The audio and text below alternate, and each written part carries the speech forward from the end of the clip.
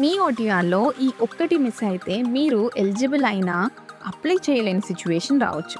అందుకే ఇది చాలా ఇంపార్టెంట్ అప్డేట్. ఓటీఆర్ అంటే వన్ టైమ్ రిజిస్ట్రేషన్. మీరు ఒక్కసారి ఇచ్చిన డీటెయిల్సే అన్ని జాబ్ అప్లికేషన్‌లలో ఆటోమేటిక్‌గా యూజ్ అవుతాయి. అంటే ఓటీఆర్‌లో తప్పు ఉంటే ప్రతి అప్లికేషన్‌లో అదే తప్పు వెళ్తుంది. రీసెంట్‌గా జరిగిన ఎస్సీ వర్గీకరణ మార్పుల తర్వాత టీజీపీఎస్సీ ఓటీఆర్ అప్డేట్ తప్పనిసరి చేసింది.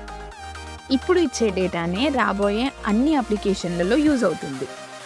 స్పెషల్‌గా caste, category, EWS, non creamy layer ఇలాంటి డీటెయిల్స్ అన్నీ కూడా ఖచ్చితంగా చెక్ చేసుకోవాలి. ఇక్కడ చిన్న తప్పు జరిగినా కూడా మీ రిజర్వేషన్ ప్రయోజనం పరిగణలోకి రాకపోవచ్చు. ఫిబ్రవరి 25 తర్వాత ఎలాంటి అప్డేట్ అవకాశం ఉండదు. అందుకే వెంటనే అఫీషియల్ వెబ్సైట్లో మీ ఓటీఆర్ చెక్ చేసుకోండి.